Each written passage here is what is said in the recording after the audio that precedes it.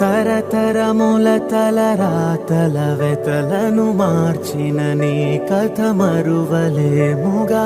వెతికిన కనులలో ఆశల వెలుగులు నింపిన వేకువ నీ అడుగే కదా. చరిత ఎన్నడు చూడని పయనము, చెదిరిపోని నీ సంకల్పము. గుడిసె గుండల్లో ఊపిరే నింపే, మనసులోతుల్లో ధైర్యమై పొంగే. నువ్వే ఆ అక్షరం